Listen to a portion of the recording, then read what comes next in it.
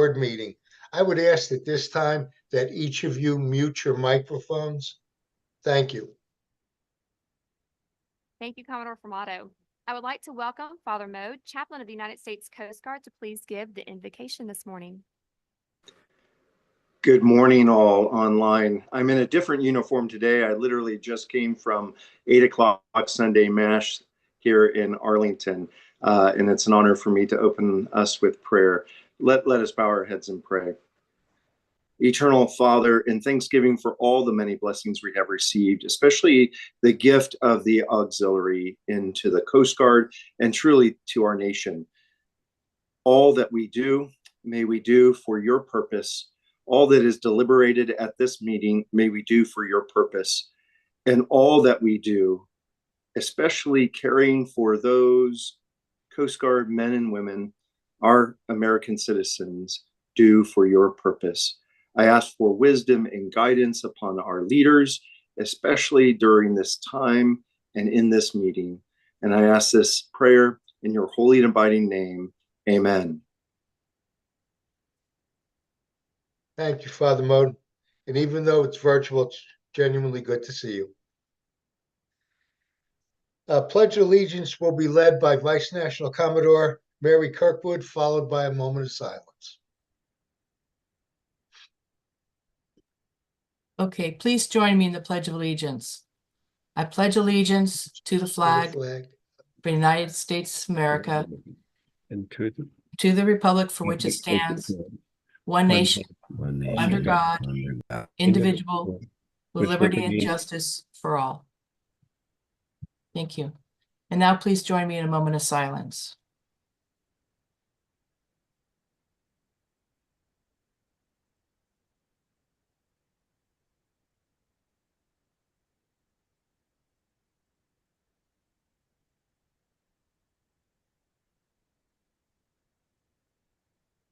All right, thank you.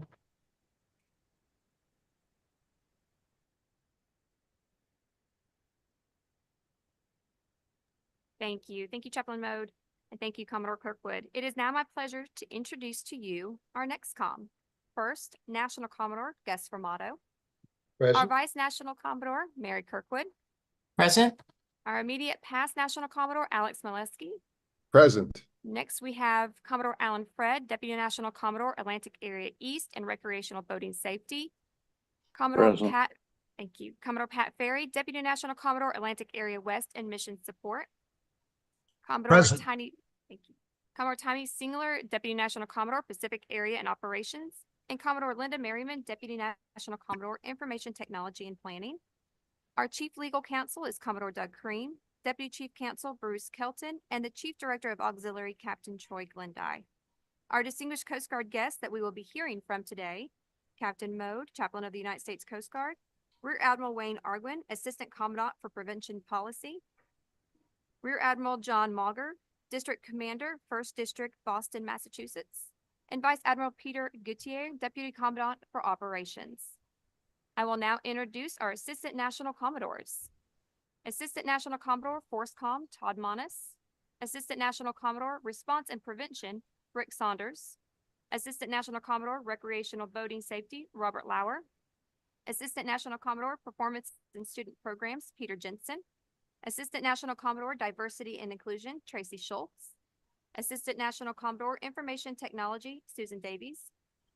Assistant National Commodore, Finance, David Barber. Assistant National Commodore, Chief Counsel, Douglas Cream. Assistant National Commodore, Admin Services, Rich Milchek. And President of our National Association of Commodores, Commodore Robert Schaefer. From the Coast Guard Headquarters, Chief Director's Office of the Auxiliary, Lieutenant Chris Booth, YN1 Sam Tober, Master Chief Travis Park, Commander Steve Minutolo, U.S. Coast Guard retired, Commander Steve Keel, U.S. Coast Guard retired, and Mr. David Goff. Also, a big thank you to our district directors and OTOs who have joined us today. Ladies and gentlemen, please join me in giving a big virtual welcome to these members that have joined us this morning. Thank you. At this time, I convene the meeting of the National Board of the U.S. Coast Guard Auxiliary. My executive assistant, Mrs. Kelly Chrysilius, will now call the official roll. I'm going to say all those names just once again, so be ready. National Commodore Gus Formato, Still present. Vice National Commodore Mary Kirkwood, Present. Immediate Past National Commodore Alex Milisky, Present. Chief Still here. Director of Auxiliary Captain Troy Glenday, Present. Deputy National Commodore Atlantic Area East and Mission Support Alan Fred, Present. Deputy National Commodore Atlantic Area West and Operations Patrick Ferry, Good morning. Deputy National Commodore Pacific Area and Recreational Boating Safety Tiny Singler, Present. Deputy National Commodore Information Technology and Planning Linda Merriman, Present. District Commodore First Northern John Hume, Present. District Commodore First Southern Michael West, Present. District Commodore Fifth Northern Kurt Sarrett, Present. District Commodore Fifth Southern John Krogman, Present. District Commodore Seventh District John Holmes, Present. District Commodore Eighth Coastal Region Peter Scamato, District Commodore 8 Eastern Chris Whitaker, Present. District Commodore 8 Western Rivers Brock Stevens, Present. District Commodore 9 Central Patricia Mitrowski, Commodore Mark Villeneuve, Chief of Staff for 9 Central. Thank you, Mark. District Commodore 9 Eastern Richard Evans, Present. District Commodore 9 Western Sunny Thatch, Present. District Commodore 11 Northern Curtis Hahn, Present. District Commodore 11 Southern Michael Borzar, Present. District Commodore 13th District Danny Kinley, Present. District Commodore 14th District Michael Keurig, Present. District Commodore 17th District Marion Parrish, Present. and our President of the National Association of Commodores, Robert Schaefer.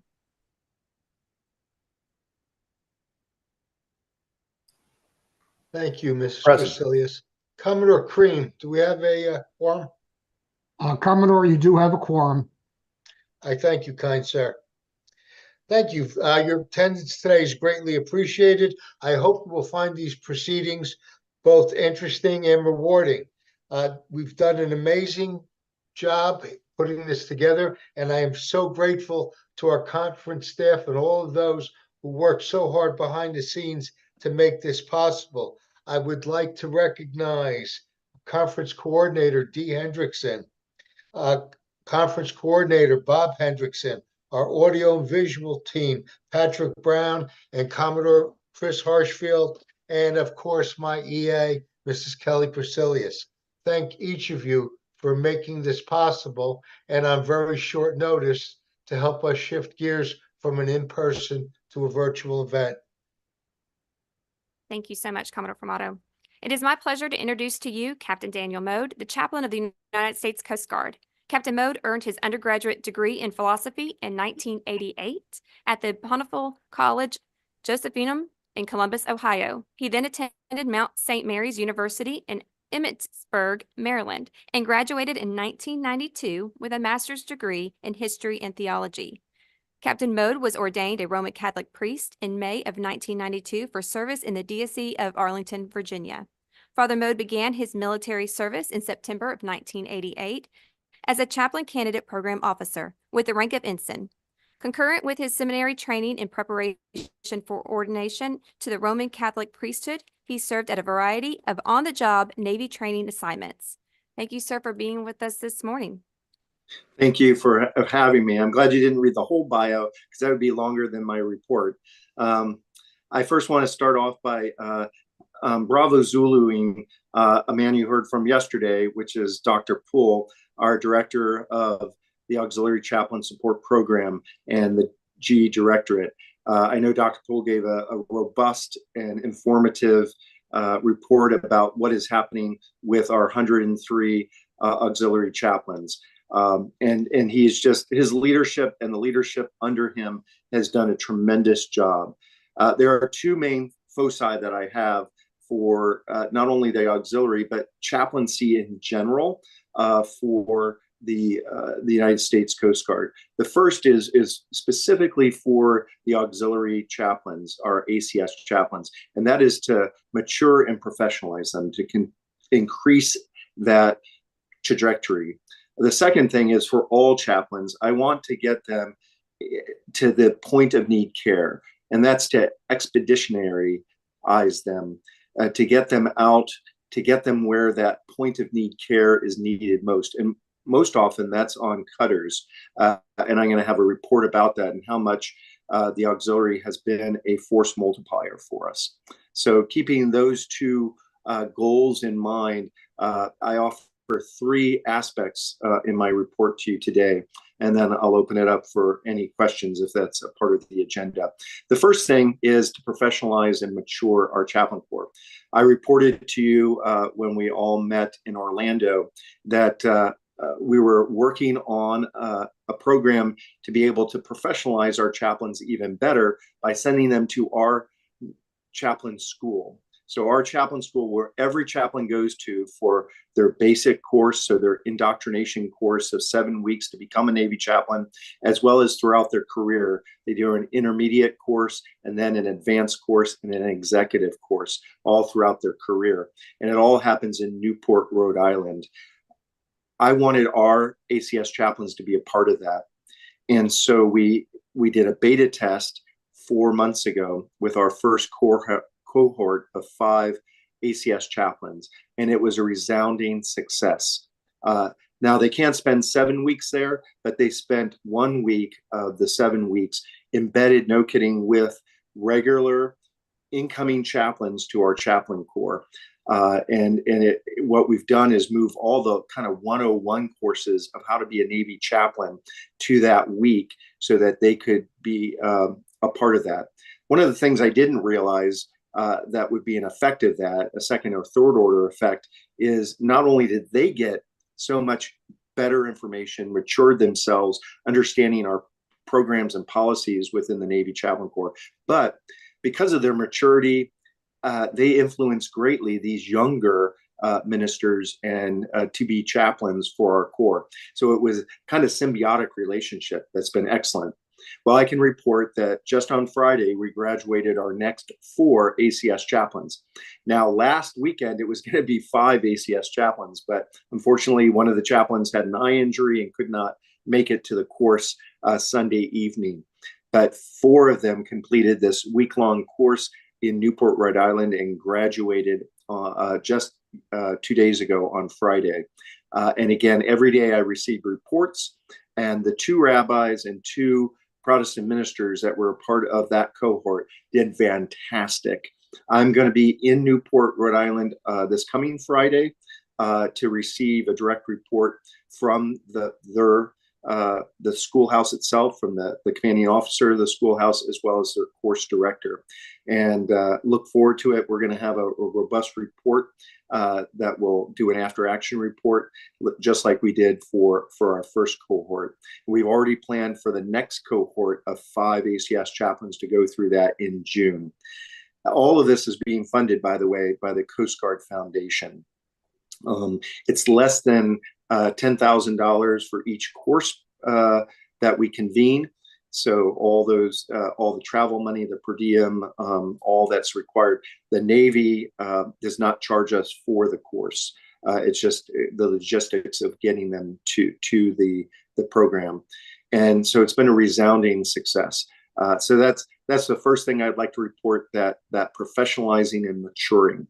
From that, it's interesting, about a month ago, a little over a month ago, the Chief of Chaplains of the Navy, Rear Admiral Todd, who was the 10th chaplain of the Coast Guard, I'm the 12th chaplain of the Coast Guard, so he went on to become the chaplain of the Marine Corps, and now he's the chaplain of the whole Navy force, and there's about 1,000 of us chaplains that he manages, but specifically requested to me the possibility of allowing our rabbis, and we have 10 rabbis within our ACS chaplaincy of the 103, to be able to be deployed as a DoD asset, a Department of Defense asset, for Passover, which is coming up.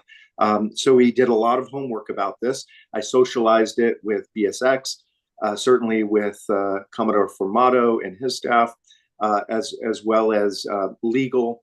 And we found out that, yes, they can be employed by the DoD. So we've submitted 2 names of 2 of the 10 rabbis that are fully qualified to be deployed, potentially for the 5th Fleet, which is Bahrain. So we're still waiting on whether there's going to be a need to deploy them. But it's exciting that even the DoD is looking at our ability to resource and flex, as well as be a force multiplier to be able to provide religious ministry where it's needed most. As well as in Bahrain, we do have our Pafor Coast Guard units, so they would be an asset there as well. All that to say is just the request itself tells a story for sure of how important our ACS Chaplain Corps is, not only to our Coast Guard units, but also to our DoD brothers and sisters. Again, they have not been assigned yet, and they may not be, but we have positioned them to be assigned if the need arises. And then the last thing I'd like to report on, which shows how much the ACS has been a force multiplier. And this is just a snapshot of what the ACS Chaplain Corps does time and time and time again for us to be that point of need care out, especially in the Qatar forces. And again, just a snapshot from land area of the last 3 months. So December through February of deploying chaplains on cutters, a lot of them coming back from OVS, so migrant interdiction, where they can ride that cutter for 5 to 6 to 8 days to be that ability to intersect with this crew that for 3-4 months has been doing pretty intense operations of migrant interdiction, to be able to counsel them, be able to be that confidential source for them, and then after they get back to port, be a point of contact for them to reach out to. It's really been a game changer. But here's the snapshot of all those cutters, and not all of them were OVS, but of all the cutters in that 3-month period that were coming back from operations, our Chaplain Corps was able to go on them 73% of the time. So of all the cutters that were deployed in this arena, 73% had chaplains to be deployed on them. Some of them, it was based on logistics that we couldn't get them. It wasn't that we didn't have the chaplain. It was based on logistics that we just couldn't get there. Of that 73%, 4 of the chaplains were ACS chaplains. So of all the chaplains, and there were 11 chaplains, 4 of the 11 were ACS. We didn't have that auxiliary force to be able to do that. That 73% would be down to less than 50%, in the 40%.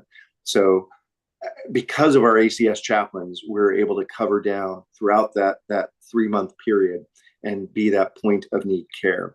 So those are just 3 vignettes of how our Chaplain Corps, and especially the ACS portion of our Chaplain Corps, has been a force multiplier, has matured and professionalized, and truly met the Commandant's need for our workforce of being the point of need care. And that's my report to you today. Thanks for having me. I'm standing by for any questions. Thank you.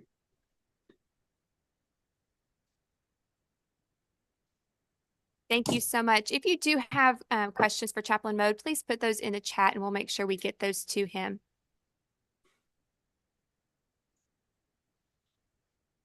All right.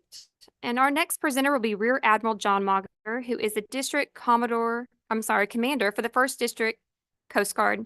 Rear Admiral Mauger assumed the duties of Commander, 1st Coast Guard District in May of 2022. He oversees all Coast Guard missions across 8 states in the Northeast, including over 2,000 miles of coastline from the U.S.-Canadian border to northern New Jersey and 1,300 miles offshore. Since he is unable to join us live today, he has provided us with a video. And this video opens up, I'm sure everyone remembers, the Titan submersible vessel that was right off of his coast in his AOR. And he opens up with his insight on that situation.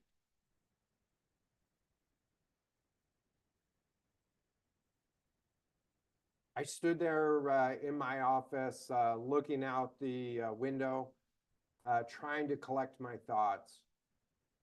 In just a few hours, I was going to announce to the world, really, that we had lost all members on board the Titan capsule.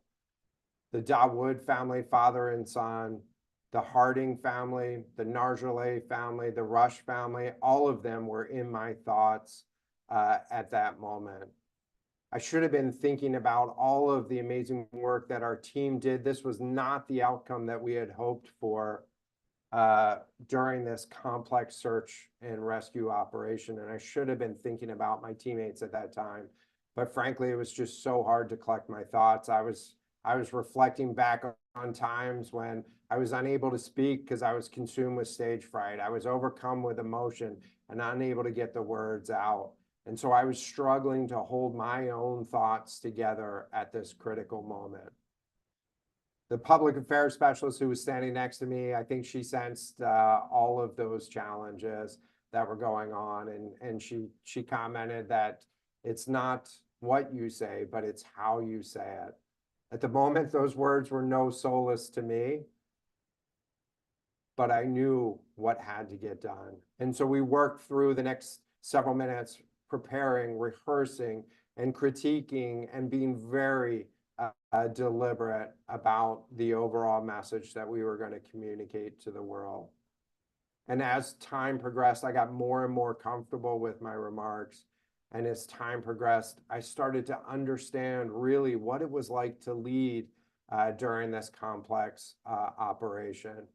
And so over the course of the next few minutes, I'm going to share with you some of the insights that we learned from the Titan response. Because as emergency management professionals, as leaders in this area, it's not if, but when you will be faced with similar challenges. And as you come together as a national leadership team during this NTRAIN conference, I hope that these words can give you some of the encouragement to prepare yourselves, to learn the systems that we have in place, and then most important, to come together as a team to be able to address these immense challenges that we all have in front of us, and these crises that we will inevitably face as a team. So I have the distinct pleasure of leading the 1st Coast Guard District. Master Chief Bingham and I have been here since May of 2022. And the 1st District spans all of the coastal territory from northern New Jersey up to Canada. And it goes out 1,350 miles offshore. The world's oceans are divided into search and rescue zones, and our zone goes out halfway across the Atlantic. To the east, our zone is borders on the zone that's picked up by Portugal. To the north, the Canadians cover search and rescue coordination in the waters, icy waters of the North Atlantic. And to the south, those waters are picked up by my colleague, the D5 commander. And so the world's oceans are divided into these search and rescue zones, and the Titanic wreck site sits right in the middle of the outer reaches of the D1 search and rescue zone. And so when the call came in that there was an overdue capsule, that people's lives were at risk, that there was a search for the missing capsule, it was D1's responsibility as the SAR mission coordinator, the search and rescue mission coordinator for that zone, to lead that effort. And I would say that there are two really important principles that are associated with the name SAR mission coordinator, or the title SAR mission coordinator. The first thing is just that word coordinator. It means that this is a coordinated effort on any given day. The Coast Guard doesn't have the resources out there in the middle of the Atlantic Ocean to prosecute the search ourselves. Rather, we have to bring together a network, a team of professionals and assets, and coordinate their efforts in the overall response. And the team here in D1 does that better than anyone else in the world. And so they were working very closely from those early hours to identify what other merchant vessel traffic were in the area, what other resources could be brought to bear as they coordinated the search, and then deploy our own organic resources, in this case, C-130 aircraft to the site. The other thing that's important about that SAR mission coordinator role is the unity of effort that comes with that title. And what that means is there's one SAR mission coordinator for each one of these zones. And so there's one organization that's leading the charge, one individual that's building that unity of effort. That wouldn't have been possible to bring together all that teamwork without having that unity of effort. And so if you think about all the different teams that we were able to bring, all the different partners that we were able to bring, we brought the Canadian Air Force, the Canadian Coast Guard, the U.S. Air Force, the U.S. Navy, multiple elements of the U.S. Navy, from sub forces to other organizations under NAVC and so on to bear. National Oceanographic Atmospheric Administration, Woods Hole Oceanographic Institute, a whole range of private sector entities as well, from the organizations that brought the underwater search capability to organizations that just brought expertise. And then the International Submarine Emergency Response Liaison organization as well. And so I would submit to you that no other organization could have built that unity of effort, that no other organization speaks DoD, does outreach with our international partners, speaks commerce, and speaks private industry in a way that the United States Coast Guard does. When I think about the complexity, I think about some of the big challenges that we faced. I mean, the remoteness of this site. It was 900 miles east of Cape Cod. It was over 300 miles from the nearest port there. And it was the North Atlantic during summertime, so the weather conditions were not great on site. I think about the complexity involved of having to conduct both a surface search, search on the seafloor, and then search in the water column as well. So it was a three-dimensional search problem that we were faced with, not the typical two-dimensional problem that we see in the command center. I thought about the difficulty with having the on-scene commander being also integrally involved in the casualty, and having so many family members of those that we were still searching for involved and on board that on-scene command vessel out in the North Atlantic. And I thought about the complexity of the resources that we had to bring to bear on this problem. But throughout all of that complexity, it really comes down to a few key principles that you all as Coast Guard women and men know well, that you all will execute. And so that I'm also confident that if faced with a similar crisis, you and your colleagues would be able to handle this. And so let me talk about those three areas.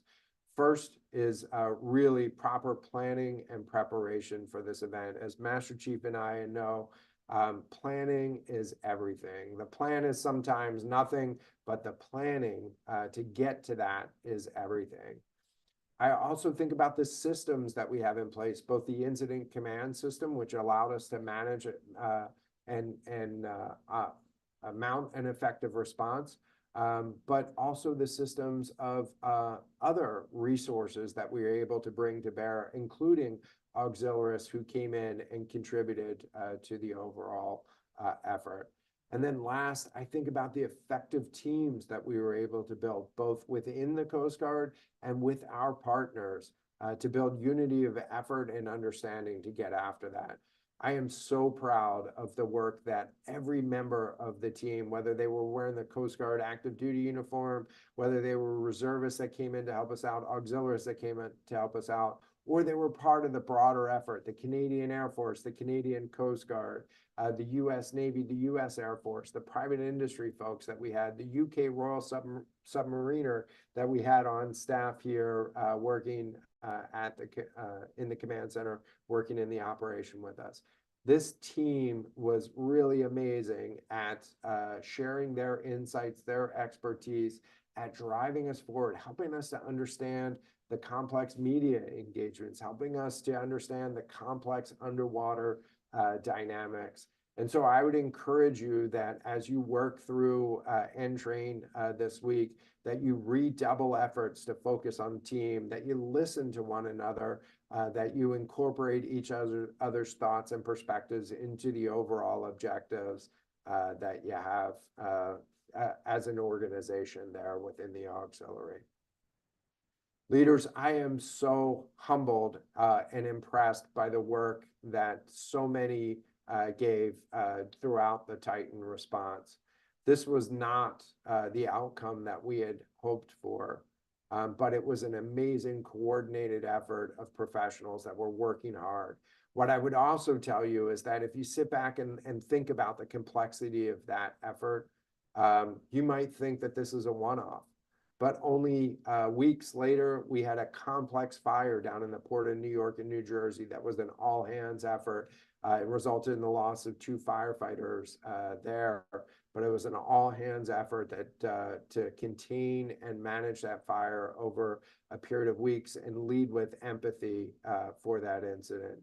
In the month that followed, we had a hurricane and an earthquake hit the Southern California region both at the same time, requiring a multidisciplinary complex response on the behalf of D11. And then, of course, in D14, we all saw as this complex wildfire turned into a mass evacuation, mass maritime evacuation, and mass maritime recovery operation. And my thoughts are with the crews and leaders in D14 that had to manage that complex incident.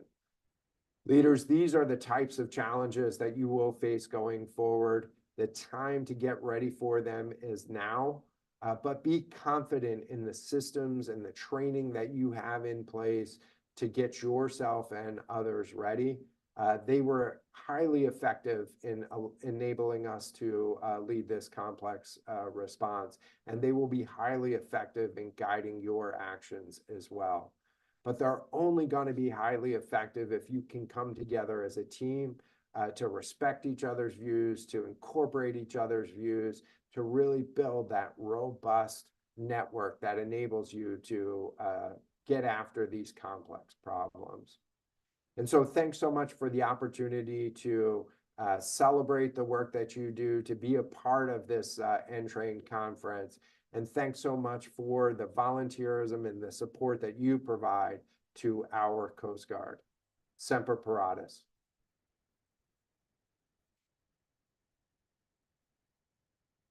We appreciate Admiral Mauger's remarks. I know that was a pivotal time in history, especially in his area. We will now have the pleasure to hear a NACO Inclusive Advisory Group program update from Commodore Kathy Slayball. Greetings. Greetings to the National Board and senior staff. It's my honor to address you all today. Before I begin my remarks, I'd like everyone to take out a pen and a piece of paper, if you don't have one already, and write down the names of your 6 most trusted people in your life.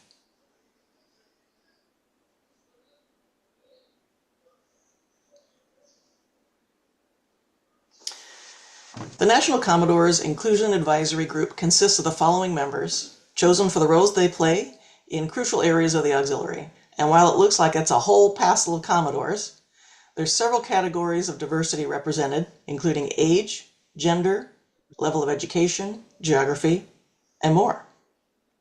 National Commodore Gus Formato formed the group with the purpose of identifying barriers to effective inclusion and addressing them at the highest level.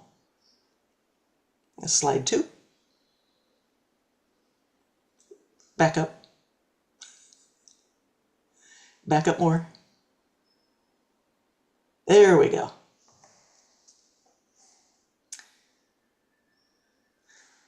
Why do we do this at a high level? While flotillas and their commanders are the backbone of the auxiliary, they can't fulfill the demands of their work without the backing and support of our policies and their chain of leadership. This group's goal for our organization is to meet every member where they are and include them in everything we do. Next slide. So what's this group accomplished so far? Well, we supported the creation of an anti-discrimination and anti-harassment policy. signed by the National Commodore in August of 2023. And we're going to read the opening paragraph to you. The U.S. Coast Guard Auxiliary's most valuable resources is its members. All members deserve an environment free from harassment, disrespect, and discrimination of any kind. As an organization dedicated to supporting the Coast Guard's mission of protecting and saving lives, we cannot and will not tolerate the presence among us of those who do not honor and respect others. End quote. And though signed prior to the creation of the National Advisory Group, we also wanted to highlight the Auxiliary's diversity and inclusion policy, signed by the National Commodore in November of 2022. Both of these documents can be found on the National website, on the National Commodore's page, under National Leadership Documents. In alignment with our milestones on the National Strategic Plan, and with the help of the Performance and Measurement Directorate, we distributed key demographic data to senior leaders on the National Board and National staff, and I'd like to share some of that information with you here. This slide shows a snapshot of the Auxiliary, broken down by gender and race as of January 2024, and further split by district. Other data measured in the report includes the gender and race breakdown of new members, those who've disenrolled, and at both high and low levels of elected and appointed leadership. These reports will be generated every 6 months. This is the first iteration, and we're working to make sure that these will be housed in a place where members and leaders have access to this information, but we don't have a spot finalized for this yet. As a quick illustration of what the data shows, on this slide here, you can see that women comprise 19.5% of our total membership. And on a positive note, through the year 2023, women represented 22.7% of all new members. That's a positive trend for recruitment.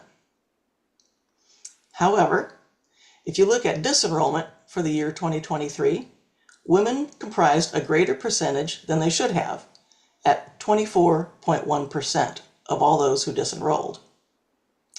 This pattern plays out also when you look at those who identified as an ethnicity other than Caucasian.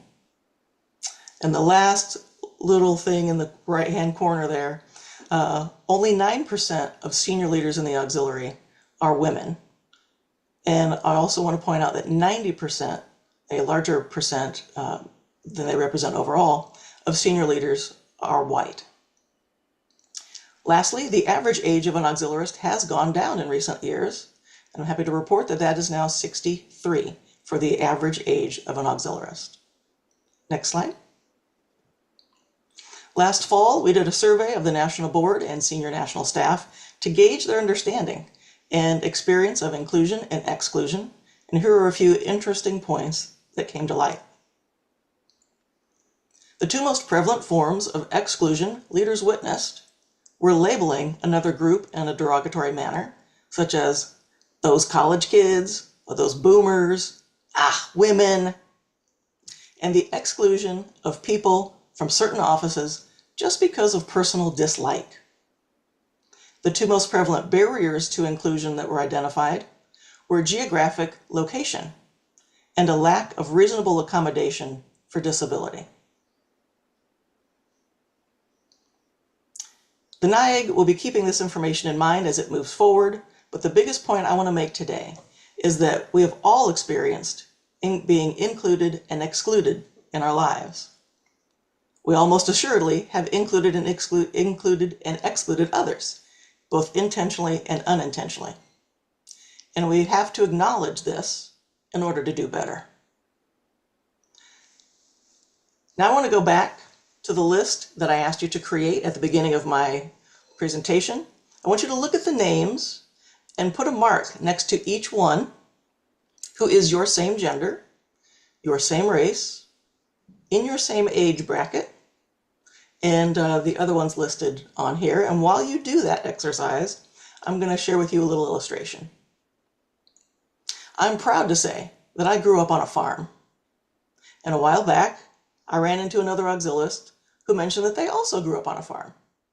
The first question out of my mouth was red or green? And his answer? Blue. Imagine you were standing next to us when this conversation took place. Did you understand what was said and therefore feel included? Or did you have no idea what we were talking about and thus feel excluded? Now let me interpret the interaction for you. Most farmers have a loyal preference for the brand of machinery that they buy on their farm, and it runs deep, like sports teams. The two largest manufacturers of farming equipment, at least when I was growing up, were International Harvester, with red as their main identifying color, and John Deere, with green as their identifying color. I still understood what the auxiliarist said when he said blue, which is the color for New Holland. We were able to hold an insider conversation because of what we both understood. And regardless of his brand loyalties, I had an instant affinity with him because of the shared part of our personal lives. Now, as you look at the names on your list, it's highly likely that those most trusted people in your life are also very similar to you in the ways that I asked you to identify. I'm not here to say that this is a good or a bad thing, but to call attention to the fact that we naturally gravitate towards familiarity. That means to be open to new people and ideas, it takes a conscious effort. As I close, I'd like everyone to think about a situation within the auxiliary that you're dealing with right now, where your tendency is to stick with the familiar or easy exclusiveness. I challenge you to look beyond your initial impulses and expand your inclusiveness in the situation. Thank you. Thank you, Commodore Slaybaugh. I genuinely appreciate all your work, your effort, and the members of the group. We are that much closer to one of my visions, making us a that much more inclusive organization. So your efforts are greatly appreciated. Thank you again, Commander Slaybaugh. It is now my honor to introduce to you Rear Admiral Wayne Arguin. Rear Admiral Arguin serves as the Assistant Commandant for Prevention Policy and is responsible for the development of national policy, standards, and programs promoting marine safety, security, and environmental stewardship. 3 directorates carry out the mission: inspections and compliance, marine transportation systems, and commercial regulations and standards. Programs include waterways management, navigation, and boating safety, ports and facilities, merchant mariner credentialing, vessel documentation, marine casualty investigation, commercial vessel inspections, and port state control. Prior to his current assignment, Rear Admiral Arguin served as the Director of Inspection and Compliance, as well as Director of Emerging Policy. His previous operational assignments include Sector Commander, Sector New Orleans, from 2016 to 2018. A native of Millington, Tennessee, Rear Admiral Arguin resides in Manassas, Virginia with his wife, Andrea. Thank you for being here, sir. Hey, thanks for the intro. Can I get a mic check? Just make sure all the technology's working. Great. All right, good deal. Well, hey, good morning, Coast Guard Auxiliary, and thanks for the opportunity to meet with you. I would much rather be in person. I'm not a big fan of video conferences, but it is what it is these days. And thanks for pulling this together to the Commodore and the entire leadership team. I still think it's important, regardless of what tool that we use, to get together to talk about big issues that will help drive the organization forward. Just wanted to take a window. I wasn't sure whether or not, from a scheduling purpose, whether Admiral Mauger was able to jump on or not. I thought I saw that there was a video there, but if not, I will certainly express the appreciation of each sector commander, each district commander, area commander, and certainly the commandant for all the work that you have done to help the Coast Guard meet its mission. Certainly within the prevention community, we were looking for additional opportunities. I was just on the Hill testifying last Thursday, and the question of recruiting and retention continues to come up. as we look to try and deliver the effects that the American public expect us to with the workforce that we have. And there is a delta there that we're having to make some really tough decisions. And the work that you're doing on the recruiting front is phenomenal. I've talked to a number of different folks over in our recruiting shop. Really, it doesn't sound like getting them to the door is the problem. It's getting them through the process, which really seems to be the bottleneck right now. The folks up at Training Center Cape May continue to get nearly full buses, and this is kind of the bathtub time where people aren't necessarily looking to join the military, and we're still able to fill those positions and start to retrain those folks to meet our expectations for your Mark 1 Mod 0 Coastie. And you guys are doing a huge effort there to help us get the word out. I've always said that I think that we are really not that great at explaining all the different things that we do. I was talking to a representative that was on the hearing with me from the Transportation Command there, and as he read through our testimony, he was like, "I didn't know the Coast Guard did that." And I said, "Well, you and the rest of the nation really don't get. Everybody thinks it's search and rescue and law enforcement, but there's so much more to the program and the benefit that we bring." And I think the same thing of our Coast Guard Auxiliary. There's so much more that our auxiliary does beyond what is traditionally seen as just the boating safety mission. That's kind of the thing that people maybe get drawn to, but then there are so many other opportunities. We've talked about, the support for our CS mission, certainly the expansion of our clergy, our cyber mission set, which is what I was testifying on Thursday with Admiral Van. Just so much more that we end up doing, and so many different ways that our Coast Guard Auxiliary is supporting those mission sets. And I've yet to find a situation where I've gone, or one of the operational commanders have gone to either a local flotilla or even at the national level and asked for, is this something the auxiliary could do? And the answer has always been yes, or at least maybe let me check. And so I really do appreciate the volunteerism, the spirit that you bring to the table. It's refreshing, especially when we're challenged. The reason we're doing this virtually is budgets. I've often said what our current budget, roughly $13 billion ish, is a pretty good investment when you consider that we're protecting $5.4 trillion of economic prosperity. I'd make that bet any day if I could spend that kind of investment and get a return like that. And so really do appreciate the work that you do. I know that there are continuing challenges, not only for being able to bring new folks into the auxiliary. We're working through some of those details, and I know Captain Glendye and Captain Beach are working through those challenges. Challenges with technology, challenges with just organizational efficiencies. But I appreciate that certainly the Commodore and his leadership team have been working to find ways to reduce the bureaucratic sort of challenges, I'll just say that, that prevent us from actually putting steel on target. I'm doing the same thing from the prevention perspective. Our Prevention Readiness Initiative has identified a number of different areas that we need to be able to transform how we do business. And you can bet that there is a place for the auxiliary to help us in that space. Most recently, as I mentioned, the cyber front, we are really going to see a pretty significant uptick in the demand signal for work on the cyber front. And I'm very much looking forward to figuring out how to best utilize not only our organic capacity with our active duty, reserve and civilian workforce, but our cyber flotilla and the folks that are working in that space as well. I think there's a lot of opportunity for us to think differently about how we deliver mission effects. And so I don't have a clock on my iPad here, but I do just want to reiterate that I'm very much looking forward to getting back to in person.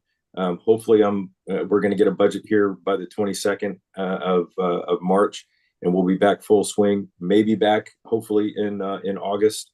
in person again. I know the last I flew in and then was told, sorry, we're going to have to close things down. So, and I know that's as frustrating as it is for us. It is doubly frustrating for you for all the work that you've put in to get the folks together to really think about moving the needle on the strategic initiatives, moving the needle on how we continue to build our ranks, and the work that you're doing today, even virtually, will help us continue to sort of take steps in the right direction. So I don't know if I'm over time, under time, on time, but and I don't think there's really a window for questions. But if there are specific questions that don't get answered through sort of this venue, I'm happy to take those. So far, I'm still the only Arguin in the global, and I'm pretty easy to find. So if there are questions specific to my program or anything that is just kind of on your minds, if you find one of us, and we'll find a way to get you the answer back. Wonderful. And no, you have all the time you need. We appreciate you coming out and talking to us on a Sunday for sure. We wish it could be in person, but thank you for meeting us at this level. Absolutely. Did we happen to get Admiral Mauger's video? We did. They watched it right before you came on. Okay. Yep. When I popped in, I saw something about international harvester trucks, and I thought maybe I'm in the wrong. That's true. Yes, we did have a little bit of that as well. Okay. Yes, well, sir. Thank you again. Thank you for the opportunity, and if there's something we can do, please don't be shy about telling us. Wonderful. Thank you, Admiral. Admiral, thank you so much. It's great to see you, even though virtually. Yeah. I hope to see you in person soon, sir. Yes, Absolutely. sir. We'll see you guys at the leadership conference for sure, right? Right. Yes, sir. All right. Good deal. Thanks, everyone. Thank you. All right. Bye-bye. Okay, moving on, each member of the board has received a copy of the minutes of the board meeting from our national board meeting on August 18th, 2023 in Orlando. If you recall, it was a very abbreviated, truncated meeting. At this time, I would like to request a motion to waive the reading of those minutes. So Do I have moved. such a motion? So moved. Second. Okay, motion made by Commodore Fred and seconded by Commodore Scamardo. Okay, motion to waive the reading of the minutes of the National Board on October 18, 2023 has been made and seconded. Are there any discussions on this motion? Being no request for discussion, those in favor, turn your cameras on. Yeah.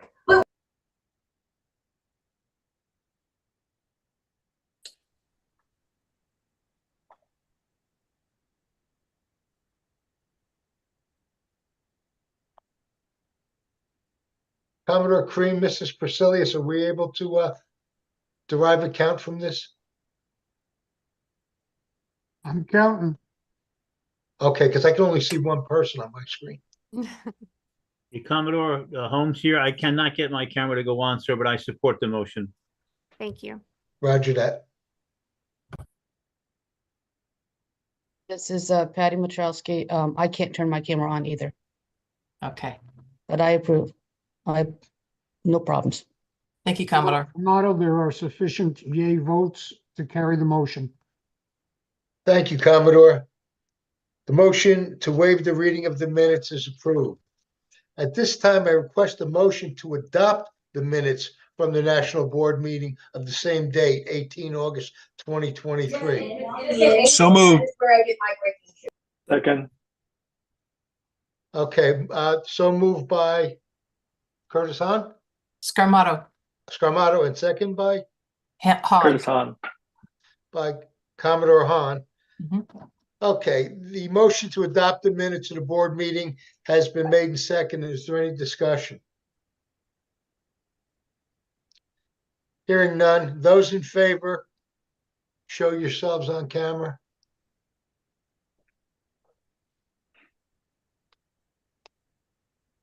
Those unable to, such as Commodore Holmes and Commodore Matrowski, will happily accept a voice vote. Yes. This is Commodore Got it to Matrowski. work. Oh, you got Hey, it. looking good, John. Thank you, sir.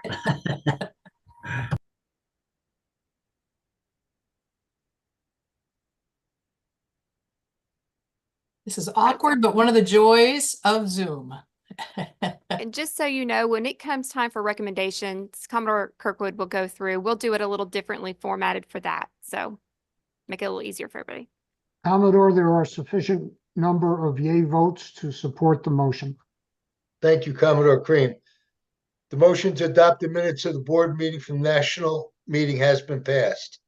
Is there any old business to be brought before the board? Hearing none. Is there any new business to be brought before the board?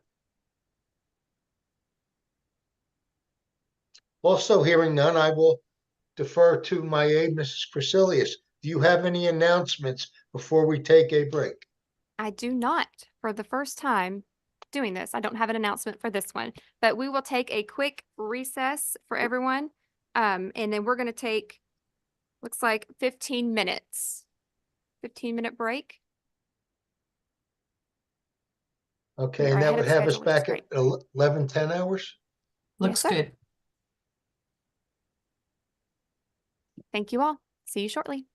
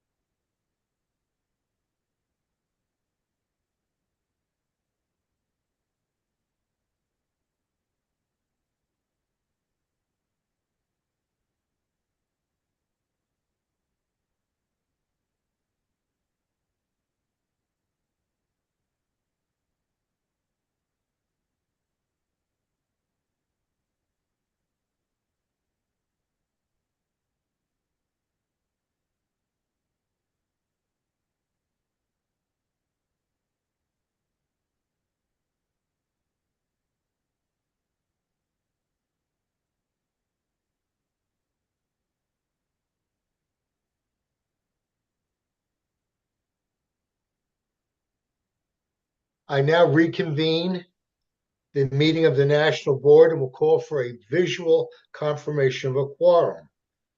I attest for NextCom and the president of NAC, D. NACOs. Will you attest to your areas? Commodore Fred?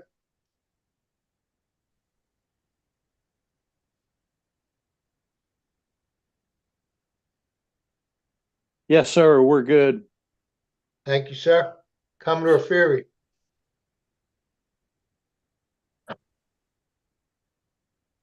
Yes, sir. All present and accounted for. Thank you, sir. Commodore Singler? All present and accounted for, sir. Thank you, Commodore. We have a quorum. Welcome back. We'll now consider the recommendations submitted for consideration and action to the National Board. Vice National Commodore Kirkwood will present the recommendations. Thank you, National Commodore. At this time, let me talk about how we're going to do the voting.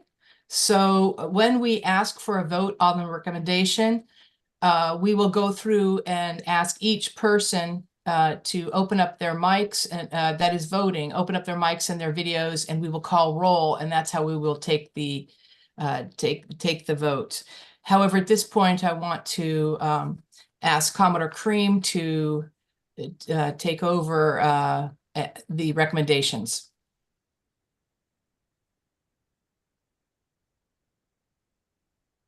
Commodore Cream? Can't hear you, Doug.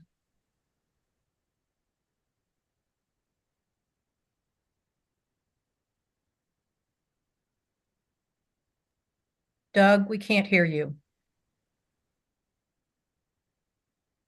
That might work a little better. Okay. Okay. Before we get underway, the first recommendation by Commodore Tracy Schultz, a NACO Diversity and Inclusion, has been amended by Commodore Schultz, which is consistent with Robert's Rules of Order before the recommendation has been presented to the Assembly. The amendment or modification provides that the red A's will be phased out by 31 December 2027, so that if this Assembly passes the recommendation and it's accepted by BSX, it will become effective immediately. Persons may exchange their red A's for the blue A's, but the red A's will still be acceptable on the uniform until December 31st, 2027. That is the nature of the amendment that's being offered by Commodore Schultz. The chair will now entertain a motion to accept the first recommendation, which has been submitted, read, and reviewed by this Assembly. Do I hear such a motion? So moved. The motion has been made by Commodore Ferry. Do I hear a second? Second.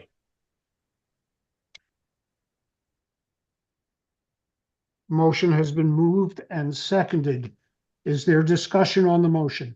Yes, this is Commodore West from D1 South. I would like to make a motion to table the vote on the elimination of the red A until August 2024 meeting. I'm disappointed in myself for not speaking up yesterday when I had the chance, so I have to take this opportunity and cannot allow it to pass. I'm unsure which way the vote itself would go. Ensure that everyone has their own opinions and reasons for voting the way they intend to vote. The vote will financially impact the auxiliary, but to me, more importantly, is the impact on the pocketbooks of many of our 21,000 members. This is not an issue I ever recall hearing about until the current proposal, so I feel the additional time afforded by a tabling of this motion will allow my fellow district commodores and chiefs of staff to consider the pros and cons of their vote. But the bottom line is, even though I have just made this motion, no matter the result of this vote or the final vote on the red A, I will overwhelmingly respect and support the outcome. I love being a part of this team and all the opportunities I have been given. Motion made to table this until August 2024. Commodore, there is no such motion under Robert's Rules of Order to table a motion. Are you making a motion to lay the question on the table? Yes. Okay. You have stated the reason. That is not a reason under Robert's Rules of Order, and so your motion is out of order. Well, sir, I disagree also as an attorney, and I feel a motion to table is always in order under Robert's Rules of Order. Okay. I'm not speaking as chair, I'm speaking as parliamentarian. Section 17 of Robert's Rules of Order is quite clear on the basis of what the basis of a motion to table. There is no motion to table. To be clear, are you making a motion to lay it on the table? Is that your motion? Well, I guess I am unclear by what you mean to lay it on the table, sir. All right, then this is not the forum for debate on Robert's Rules of Order. Moreover, the motion is out of order because there's nothing at the moment before this assembly to consider. There has been a motion made to consider today, sir. Yes. Was just seconded. Yeah, that is correct. But the motion to lay on the table is a motion that's made to enable the assembly to lay the pending question aside temporarily when something of immediate urgency has arisen or when something else needs to be addressed before considering of the motion, before consideration of the pending motion is resumed. Well, then I will certainly respect your legal decision, but I would also ask my fellow Commodores to understand the limitations that we are being placed under and when they vote to consider whether or not to turn this down so we can consider in August of 2024. Excuse my voice. Yeah, Commodore, we really ought not be debating this, but so that all of the Commodores are aware, the standing rules of the National Board, Article 3, Section Rule 3.1, requires that the business of the board be conducted in accordance with Robert's Rules of Order, which cannot be suspended. So this is not a discretionary matter. There is no choice. We have to operate under Robert's rules, and the motion to lay on the table is out of order. Well, as I said, I respect your decision, and I ask my fellow Commodores to respect my request when they vote. Thank you. Returning now to the motion for number one, the recommendation to discontinue the use of red A's by December 31, 2027. Is there any further discussion? Yes, sir. This is Commodore Holmes, District 7. Yes, sir. I just want to share the fact that due to the a miracle of YouTube, where many of our members had the opportunity to observe the proceedings yesterday, I did get significant negative feedback as well. My initial conversations with my team, they were somewhat ambivalent about this, but if I may just share the comment, basically, this doesn't really impact our newer members, but more seasoned members, if they're going to change, then appointed officers should have to go through the same leadership requirements to be eligible that elected officers have to comply with. That basically this high-ranking former Commodore is saying that this is one of the main reasons for the distinction. Elected officers always had to meet higher training standards. So she's raising the point that everyone who will wear these boards should perhaps be required to bring up these two issues. Also, based on the feedback that I've received this morning and by text overnight, I have somewhat realized that my initial position asking that we really reconsider this is kind of my position on this. I would support barring Robert Rules of Order and procedurally, if we're allowed to, I support the Commodore's comments. Thank you. Do I hear any additional discussion on the motion? So, yeah, this is Kurt Sarek and Ivan R.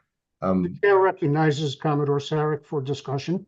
Thank you. I think there's multiple issues that certainly can be considered in this, and one of them is certainly the members' cost to this, but also if there's any carrying cost for the auxiliary as a whole, to have two different A's. And if there's an opportunity through this vote or after this vote to kind of talk about that in any areas, I think that would be pretty important for us to be able to have that information. So that way we can make a more informed decision. Again, there's a cost to the members, absolutely, for the A, red or blue.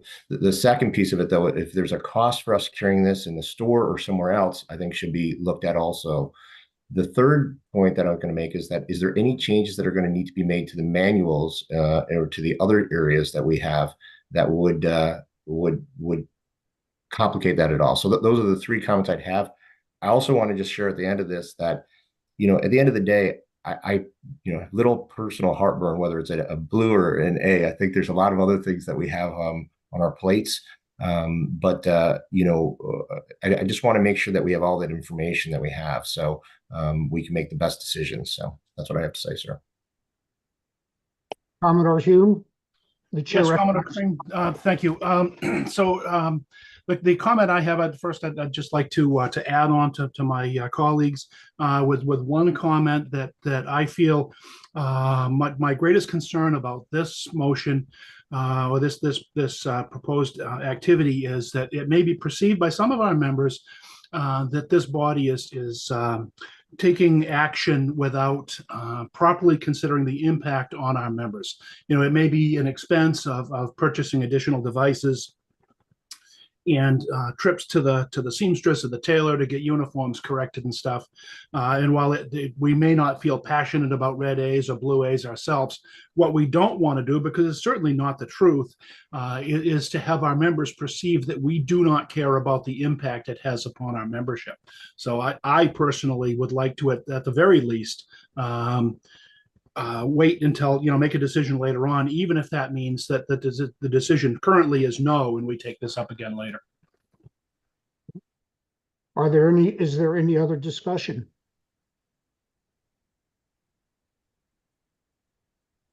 Hearing no additional discussion, all those in favor of adopting the recommendation, please turn on your screen.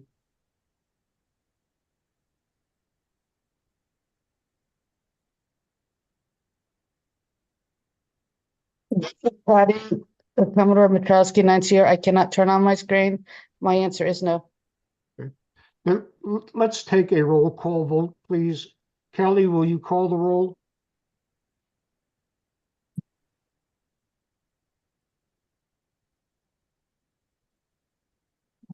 Yes, sorry about that. National Commodore Gus Formato, Yes. Vice National Commodore Mary Kirkwood, Yes. Immediate Past National Commodore Alex Molesky,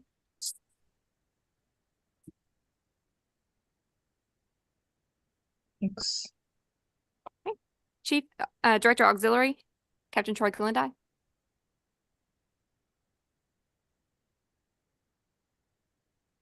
If you're abstaining, please say abstain. Abstain. Deputy National Commodore Atlantic Area East and Mission Support Alan Fred,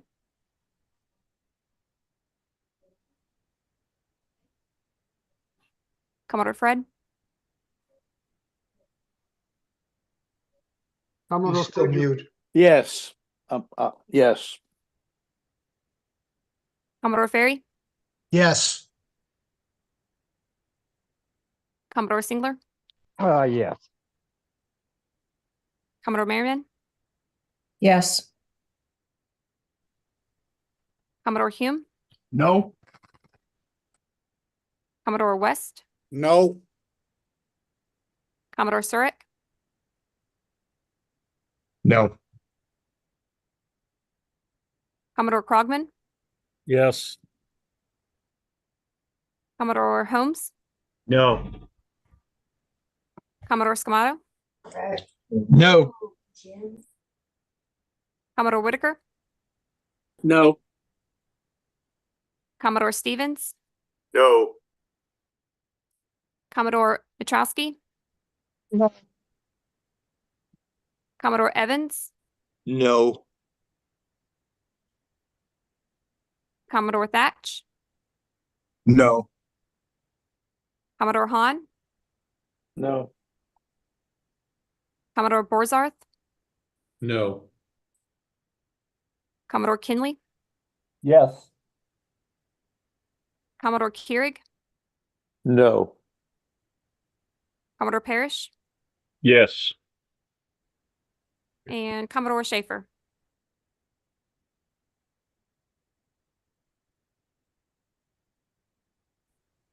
Commodore Schaefer, are you on? Abstain. Your answer again, sir? I'm abstaining on this.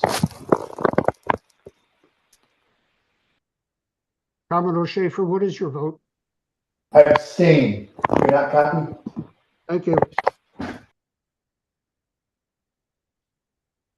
Has Commodore Maluski voted? He was not on. Commodore Molesky, are you on now? I see him.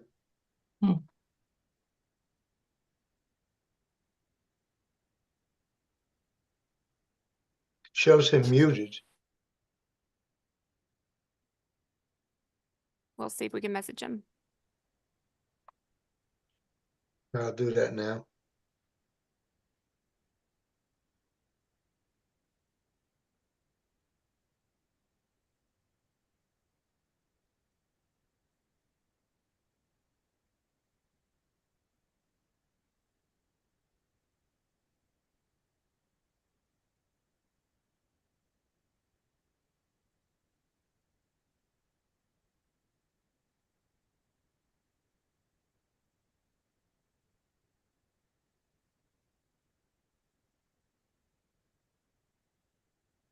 No response from Commodore Malevsky.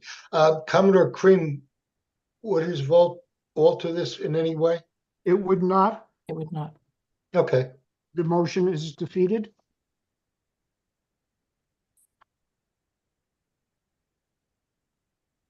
The second recommendation was submitted by National Commodore Formato and creates a cybersecurity directorate under the supervision of the National Commodore through its director, who shall report to the Assistant National Commodore for Information Technology.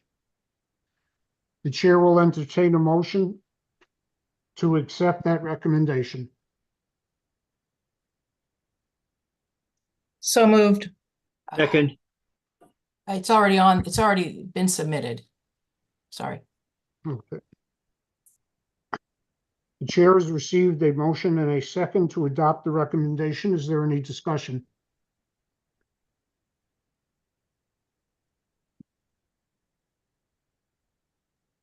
Hearing no discussion, will the board please turn on their cameras in favor of the motion?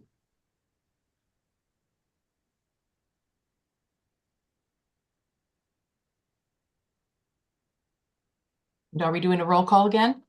We should. Yep. Yep.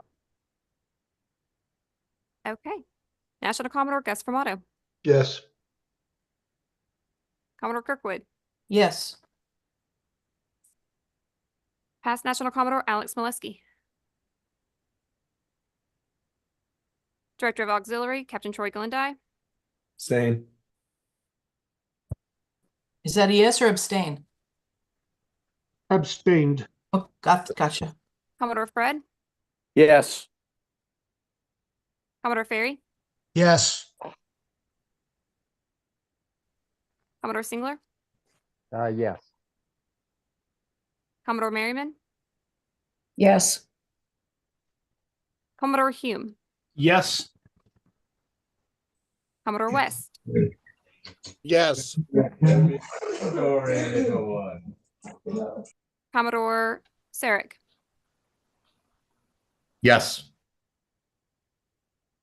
Commodore Krogman, Yes. Commodore Holmes, Yes. Commodore Scamato, Yes. Commodore Whitaker, Yes. Commodore Stevens, Yes. Commodore Mitrowski, Yes. Commodore Evans, Yes. Commodore Thatch, Yes. Commodore Hahn, Yes. Commodore Borzarth, Yes. Commodore Kinley, Yes. Commodore Keurig, Yes. Commodore Parrish, Yes. and Commodore Schaefer. Yes. The motion carries.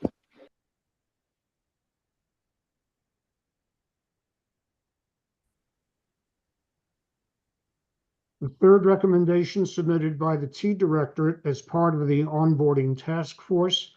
The recommendation is to no longer use the new member examination as a requirement to enroll in the Coast Guard Auxiliary in favor of completion of the updated Basic Qualification Course 2, BQC2. The change would take place effective 31 March 2024 or as soon thereafter. The chair will entertain a motion to adopt the recommendation. So moved, Commodore Scamardo. Second, Commodore Sirak. Motion has been moved and seconded. Is there discussion on the motion? Comment, please, Commodore Holmes. The chair recognizes Commodore Holmes. Thank you, sir. I did get some comment from our members on this, and if I may just share those, one kind of repetitive. Some of them like the new member test for reasons. It gives a good initial overview before they're allowed to take the BQ2 test. If they show initiative to complete this and a boating safety class, it's a better indication they will complete the core training in BQ2. I'm just sharing some of the feedback I got from my members. Thank you, Commodore. Thank you, Commodore. Is there any further discussion?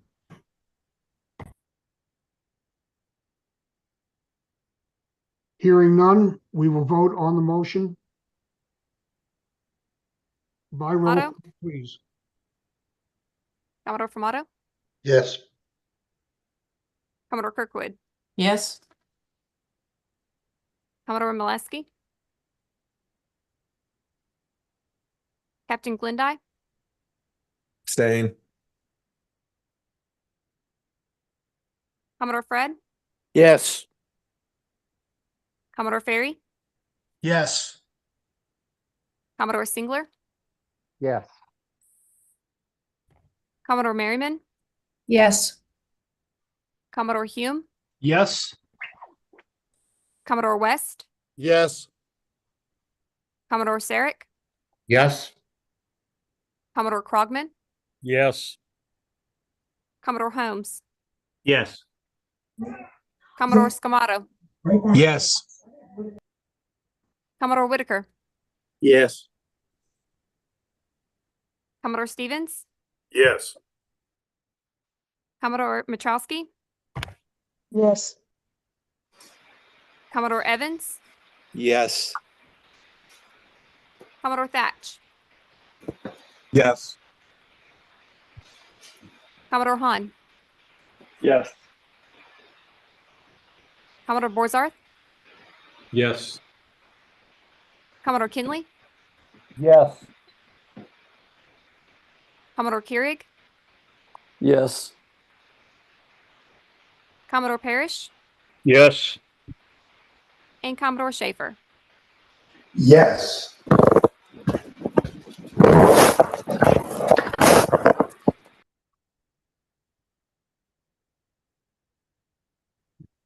The fourth recommendation submitted by the T Directorate as part of the onboarding task force is to remove the BQC2 and the Administrative Procedure course as courses required for eligibility to run for elective office.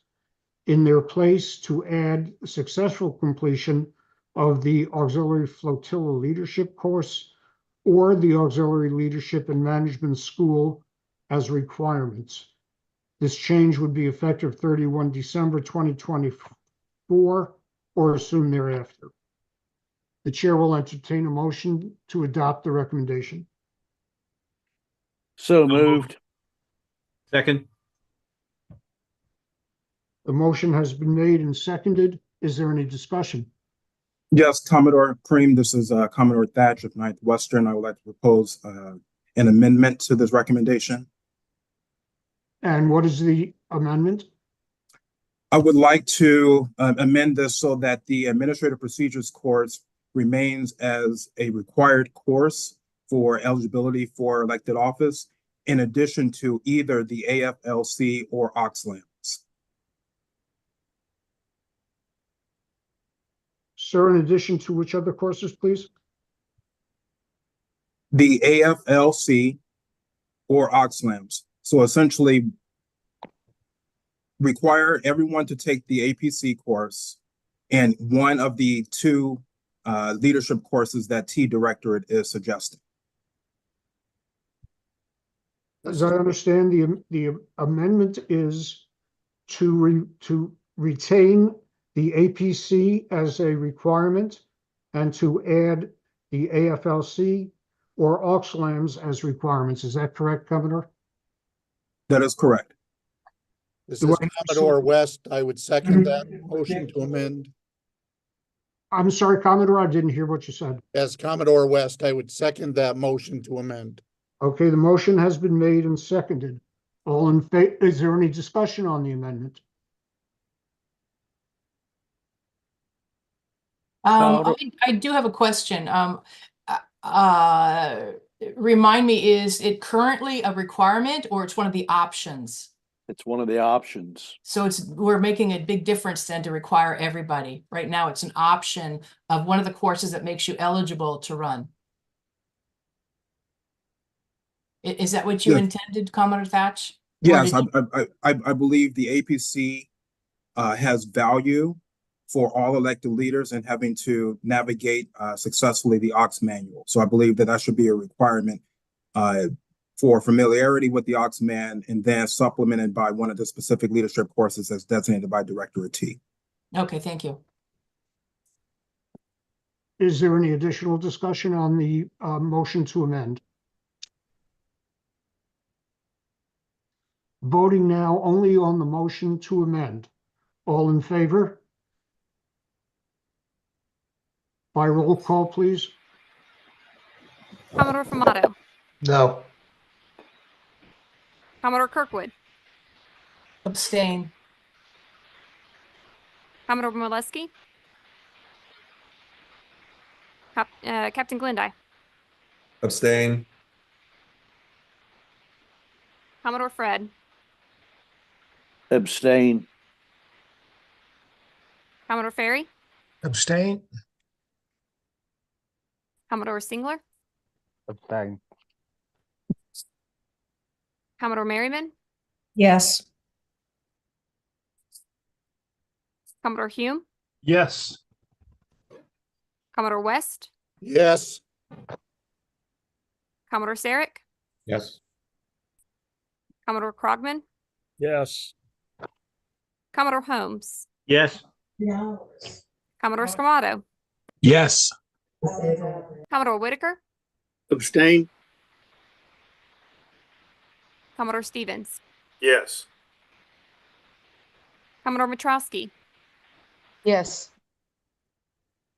Commodore Evans, Yes. Commodore Thatch, Yes. Commodore Hahn, Yes. Commodore Borzarth, Yes. Commodore Kinley, Abstain. Commodore Keurig, Yes. Commodore Parrish, Yes. and Commodore Schaefer. Yes. The motion to amend the question has been passed. We'll now vote on the recommendation as amended. Again, by roll call, please. I have a question. I'm sorry, I need a little more further discussion. What did we decide in there about the BCQ2 course? Because that was part of it. Are we removing that but keeping the APC? That's the way I read it. Is that correct? I understood that they're adding the APC as an additional layer of requirement. Okay, but Which is what still I wrote removing the against BCQ2? Commodore That Thatch? is, yes. Yes, that is removed. Okay, so if I was to read the whole thing, this recommendation is to remove basic qualification course 2 and add the APC course as required for elected office and successful completion of the AFLC or the Ox Lambs. That is correct. Okay. All right. Thank you. Before voting on the motion as amended, is there any further discussion? Then voting on the motion as amended by roll call vote, please. Commodore Formato, Yes. Commodore Kirkwood, Yes. Commodore Molesky, Captain Glendy, Abstain. Commodore Fred, Yes. Commodore Ferry, Yes.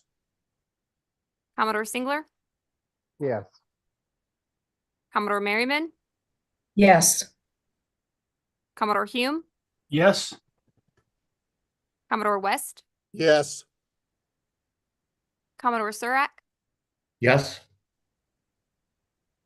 Commodore Krogman, Yes. Commodore Holmes, Yes. Commodore Scamato, Yes. Commodore Whitaker, Abstain. Commodore Stevens, Yes. Commodore Mitrowski,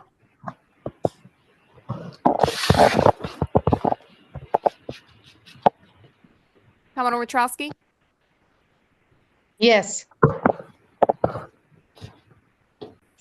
Commodore Evans, Yes.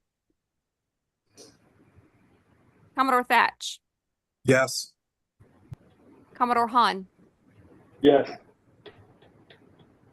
Commodore Borzarth, Yes. Commodore Kinley, Yes. Commodore Keurig, Yes. Commodore Parrish, Yes. and Commodore Schaefer. Yes. The motion as amended carries.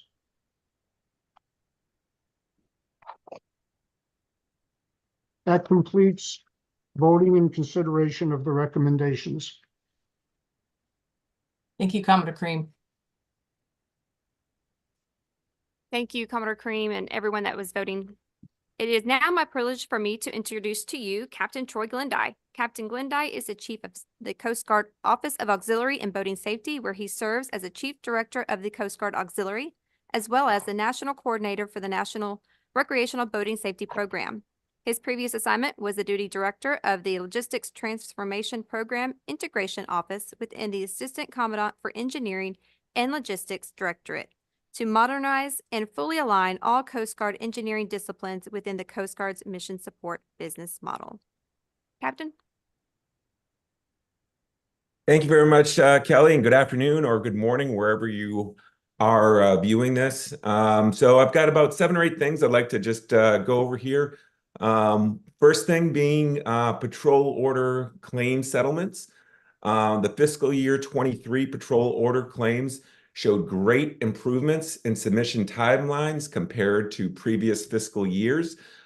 Just want to reiterate to please continue to meet those submission timelines, and that will help everyone out. Second thing I'd like to discuss, and I want a special thanks to Master Chief for all of his work in leading the Auxiliary Training Handbook, Boat Crew, and Auxiliary Qualification Handbook for crew members, coxswains, and PWO updates. Both handbooks were updated to align with newly released auxiliary operations process guides and policies. These handbooks also established for the first time in auxiliary surface operations history, standardization of the surface program. Below are a couple of key points from these handbooks. Standardized drill sheets, updated, standardized the QE check ride request process. It also standardized the QE check ride evaluation process. And finally, it established the new boat crew and QE resources page under the Auxiliary Response Service website. In addition to thanking Master Chief for all of his hard work there, there was some special thanks to some auxiliaries that Master Chief needed some help with on this. So Commodore Michelle Thornton, D5 Southern Region, Auxiliaries Gene Butler from D17, Auxiliaries Charles Mullen from D5 Southern Region, Auxiliarist Dave Chafee from D8 Western Region, Auxiliarist Jackson Gum from D8 Western Region, Auxiliarist Alan Main, D8 Western Region, Auxiliarist Robert McCoy, D11 Southern Region, Auxiliarist Ronald Maley from D11 Southern Region. This was really a team effort by everyone that just mentioned. Without this collective support, this would not have been able to complete this huge overhaul of handbooks. So they're very much appreciated from my level. Thank you very much. Next, wanted to jump over to our auxiliary uniform and appearance policy. So it's also known as the AUA policy. It was promulgated in the BSX policy letter 2302 in September of 2023. It is located on the Chief Director's website. All auxiliaries are encouraged to read it. I do want to draw some special attention, though, to the new requirements for annual uniform inspections that begins this year, of course, 2024. There are many ways for such inspections to be performed. Questions should be worked through your chain of leadership and management.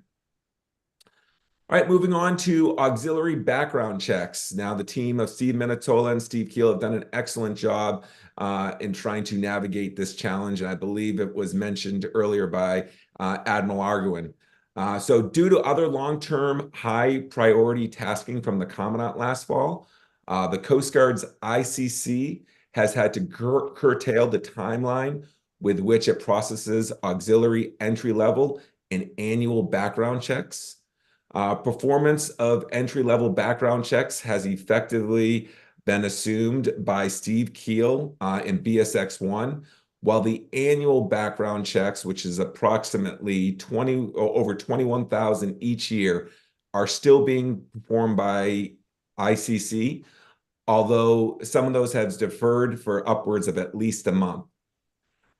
My team continues to work closely with the Coast Guard Security Management Office, which is also known as DCMS 34, to identify a suitable long-term alternative auxiliary background check process.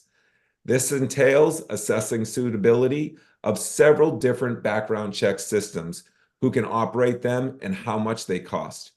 It requires a lot of communication with other agencies that, of course, own these systems. We will hopefully have a viable path to follow and institute in the next couple of months. All right, moving on now to AUX Data 2.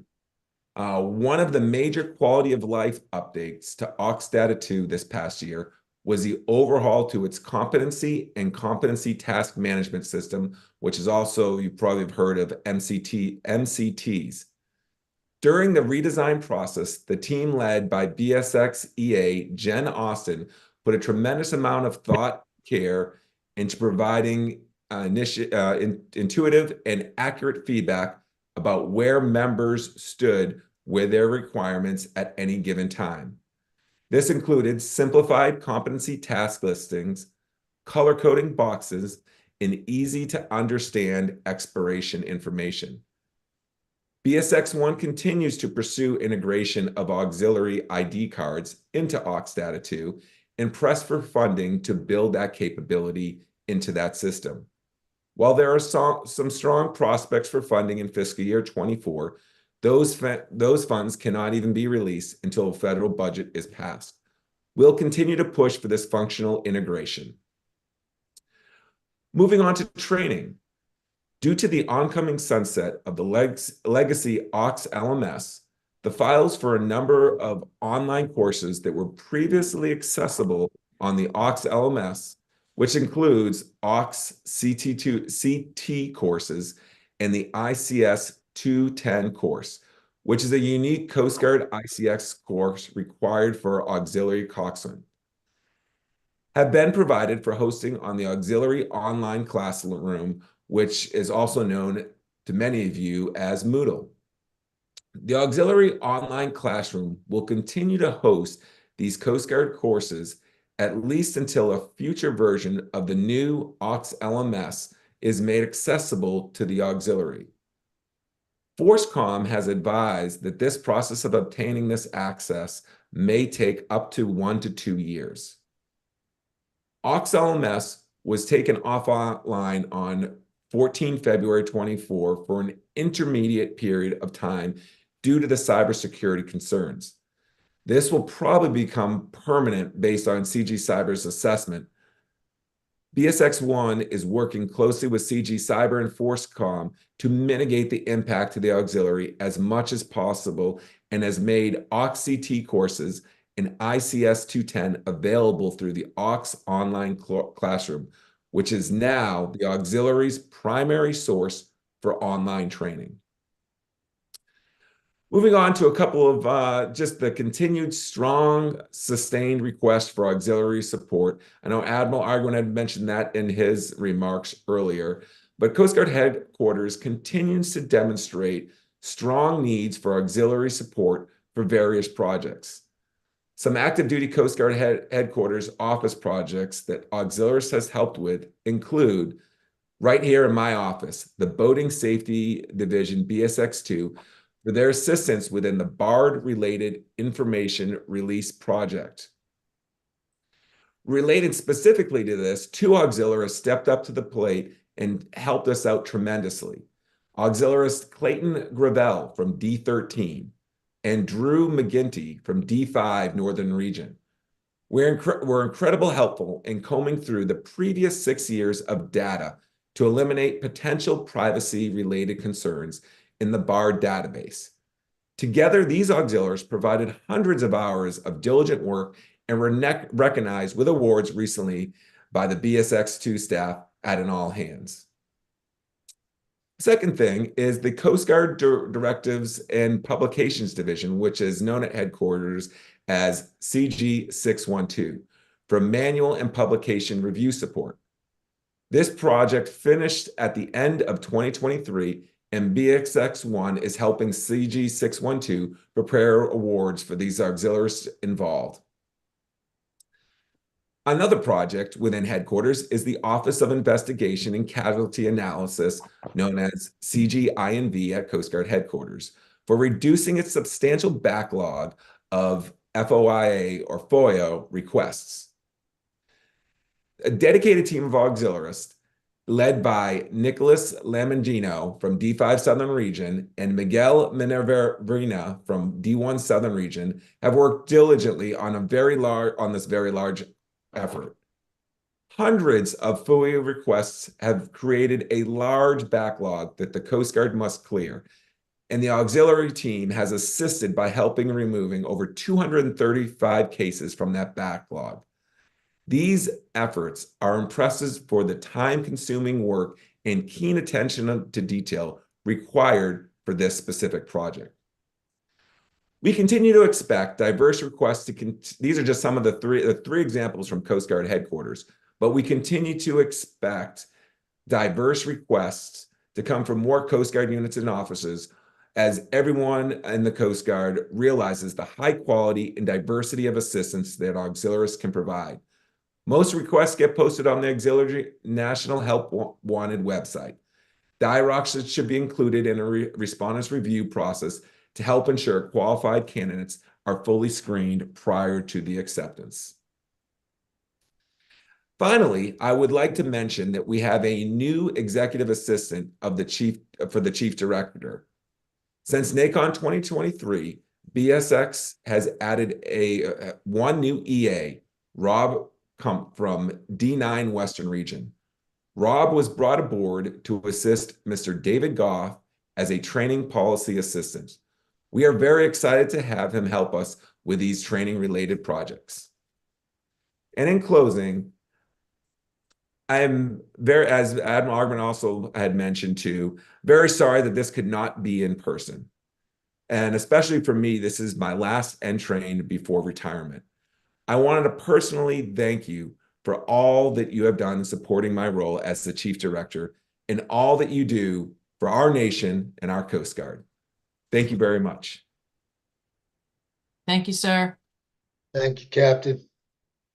Captain, it seems to me like it was yesterday when you came on board, and I can remember one of our first conversations, and that you had some concern that I might be disappointed that an aviator was becoming chief director. Well, to be perfectly honest with you, I had no such concern. But you dove in head first.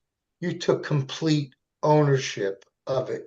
Your dedication to the auxiliary was second to none. I am grateful, truly grateful for your leadership, for your mentorship, for the advocacy that you brought to the auxiliary. And most importantly, and I think what I'm going to miss most, is I am grateful for your friendship. I've had to tackle nothing alone. I took no step on this journey alone, knowing that you were right there every step of the way. And I don't have appropriate enough words to tell you how much I appreciate that and how much each and every one of our members has benefited from your leadership and your commitment. Captain, I don't know exactly what your next chapter looks like, but I wish you the best. And please know you'll be missed. I agree. Thank you, Captain. Well, thank you very much for those kind words. Thank you, Captain. And well said, sir. All right, at this time, I'd like to ask Lieutenant Chris Booth to present an award. Thank you, Kelly. Can I get a quick mic check? Good. Sounds good, sir. Okay, thank you. So it's my privilege to read this award citation. As you already heard, Captain alluded to some of the amazing work, but we wanted to capture everything that Auxiliarist Jen Austin did in regards to the efforts that Captain hinted at earlier. For those of you that may not know, Jen, along with the amazing work she does as U-Director, is also one of our BSX executive assistants. So in that vein, Auxiliarist Austin, attention to award, citation to accompany the award of the Auxiliary Commendation Medal, Gold Star in lieu of a second, to Auxiliarist Jennifer L. Austin, United States Coast Guard Auxiliary. Auxiliarist Austin is cited for outstanding achievement while serving as Executive Assistant to the Chief Director of Auxiliary from January 2023 to December 2023. As a consummate subject matter expert on the Auxiliary's Information System of Record, AUX-Data 2, Auxiliarist Austin oversaw the major reconfiguration of processes by which all auxiliary competencies are tracked. Devoting hundreds of hours to intricate troubleshooting and programming, Auxiliarist Austin manually created more than 700 individual competencies and their associated tasks, all of which ensured that the over 500,000 records within AUX-Data 2 were more accurately tracked than ever before.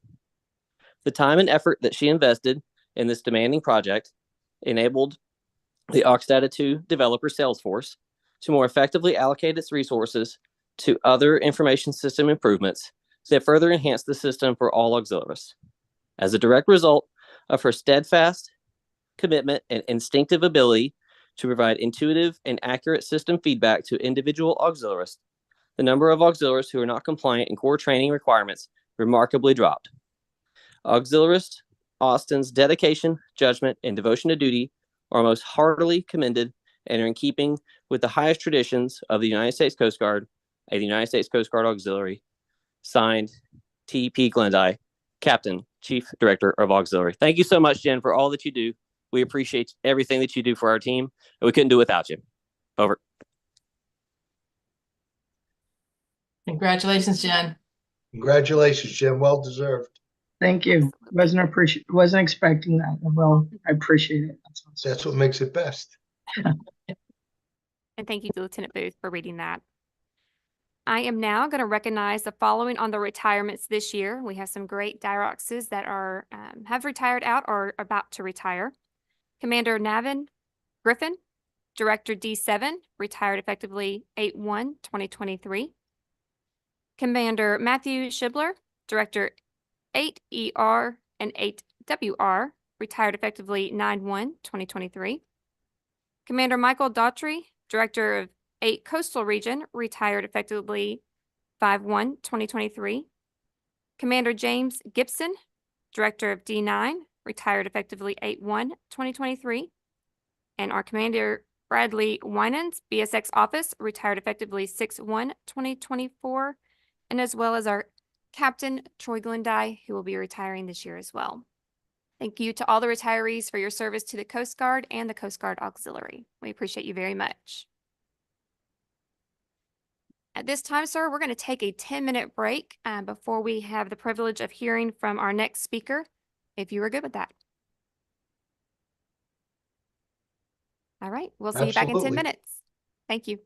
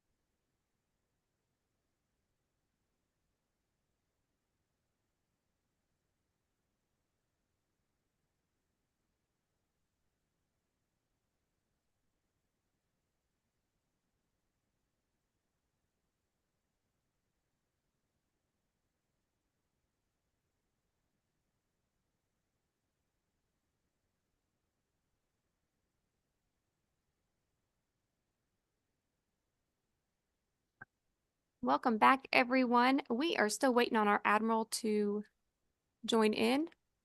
So we are going to take for a moment questions from the floor, if that works for you, sir. Absolutely.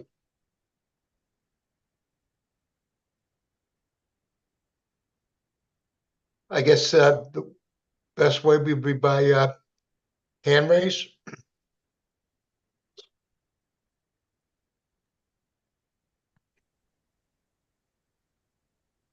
If you have any questions from the floor, if you want to raise your hand, that would help us see who has a question or a comment. Who's that? I see Commodore Hume has a hand up.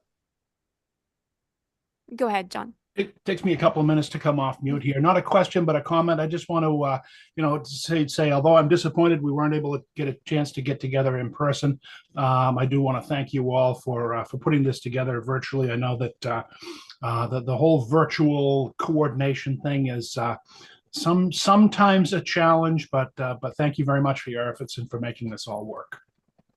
John, I can't tell you how much I appreciate hearing that. We had a tough decision. We really did. We had to go or no go by the 22nd of January for the hotel. The last thing I wanted to do was to gamble with tens and tens of thousands of members' dues money. And who in their right mind would have thought that here we are on March 3rd, still with no budget? And I think I'll be a gentleman. I'll let that part of it go for now. Yeah, Yes, I sir. agree. Thank you, Commodore Hume. This is a perfect example of how these webinars don't work well, is that we have speakers that were scheduled for some time from now because we thought we were going to go a couple more hours, but things sped up faster than we thought. And that could happen in person, but certainly on Zoom, it makes it more difficult. And I just want to say thank you to the board for going through the recommendations the way we did, and for very thoughtful discussion and concerns for members. And it really was great to see the process work. And I want to just thank everybody for that. And I hope our members appreciate the diligence in reading them through and understanding them, understanding impact, and making decisions based on that. So thank you very much for that.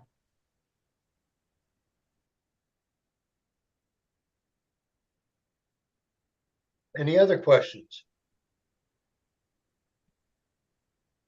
Commodore Fred. Commodore, thank you. Yesterday during my remarks, I mentioned the Sea Scout focused flotilla in the Washington, D.C. area. Commodore Krogman advised me that at their meeting this morning, they received 15 new member applications. Wow. Bravo Zulu to Flotilla 2525. Absolutely. Oh my, that is outstanding. And I met their scout leader, the actual scout, who is kind of the leader and stuff, and very dynamic. I met him at one of the D trains. Very, very dynamic, and I tell you, he's going to be going places. But yeah, he's bringing them in. I'm sure he's very dynamic, very well spoken young man.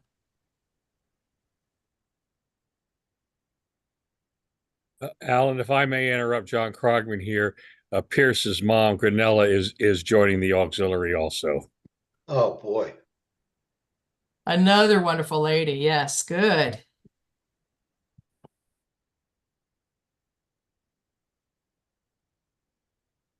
So there's something that I'd like to share, and it's been a daily struggle ever since Vineco, Kirkwood, and I have stepped up. And that is the fact that although we are trying very diligently to increase our numbers are increasing, but not at the rate we had hoped. And with having less members today than we did 10 years ago, and not having a dues increase in 10 years. And we drew the line in the sand. We said there'd be no dues increase, and we've held that. We've held fast to that. It's been more and more challenging to get things done with less money because less members and no dues increase results in less money. But I will continue, and I know Vineco will as well, to hold this posture and do everything we can without reaching into our members' pockets. And you have to look at the trough.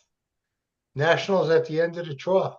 If the flotilla isn't doing well, public education, they raise the dues. If the division needs extra funds, they raise the dues. If the district does, they raise the dues.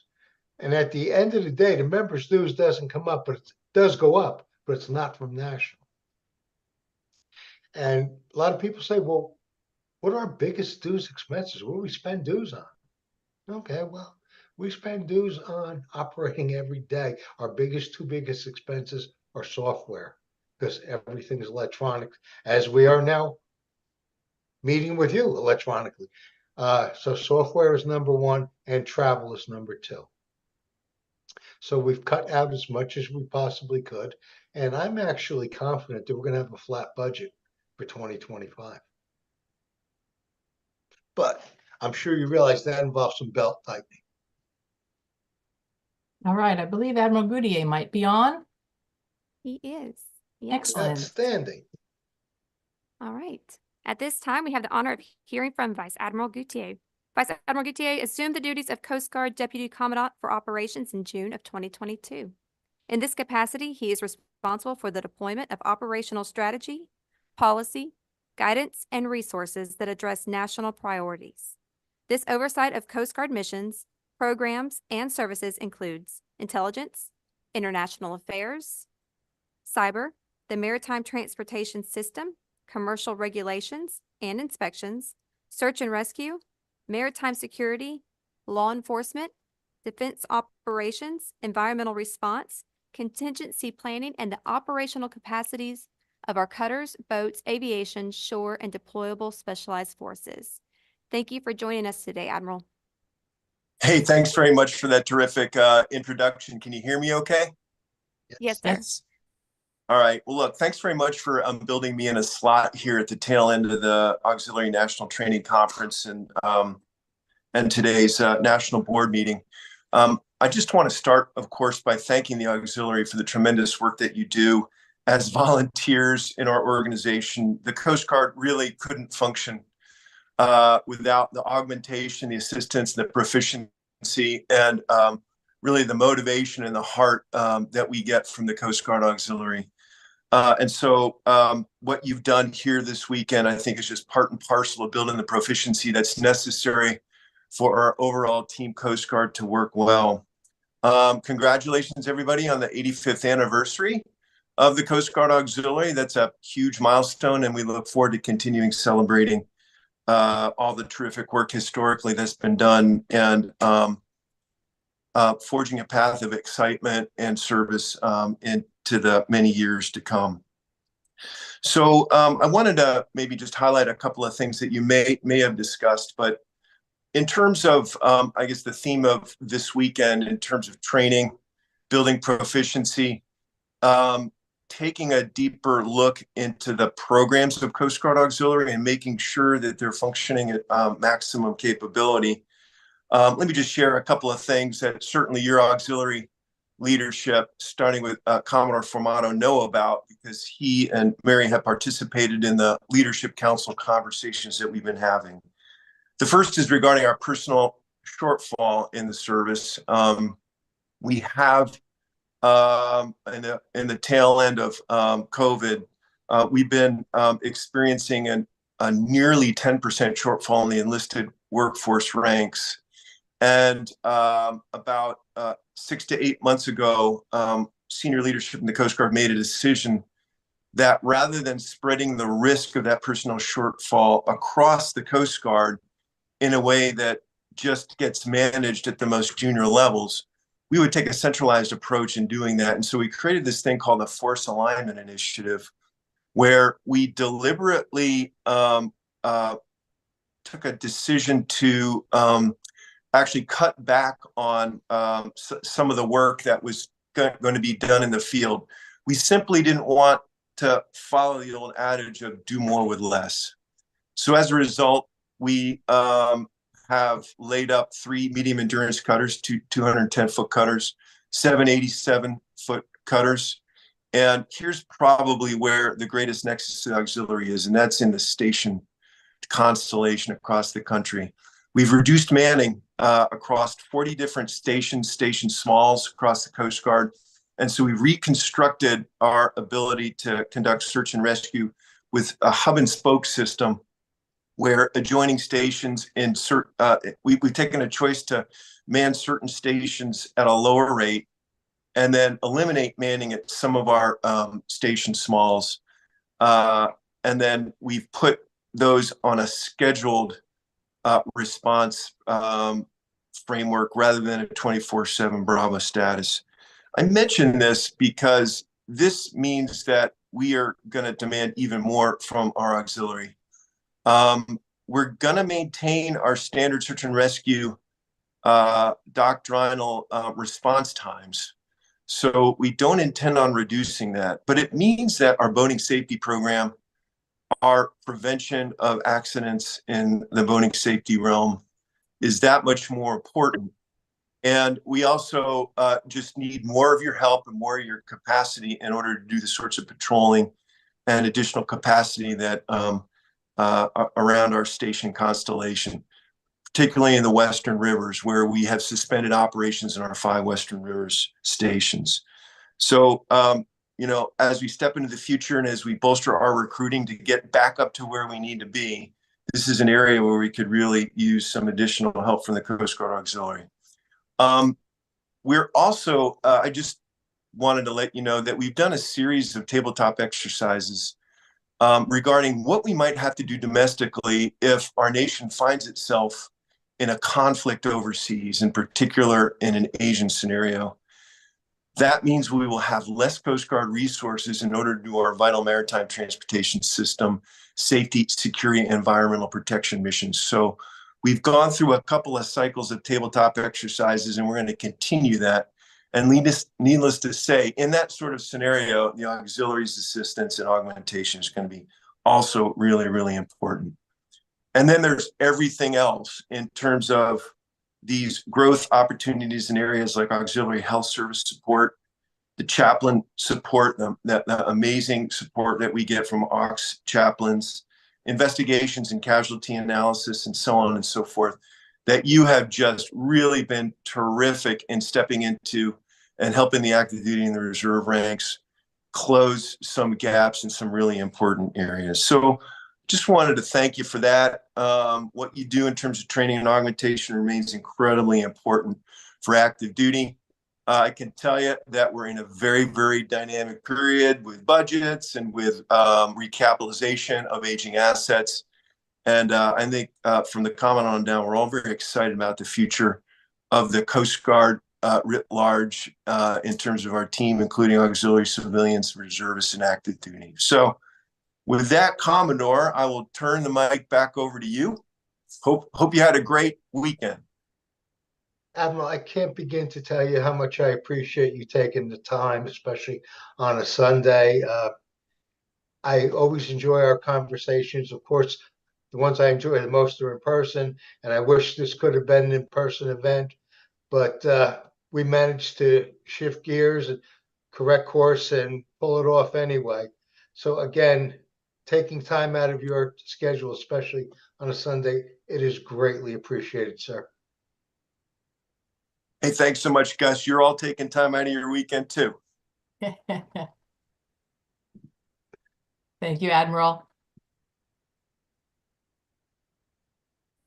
Thank you. All right, sir. We are at our closing end of this program. Any other businesses that you've brought before the board?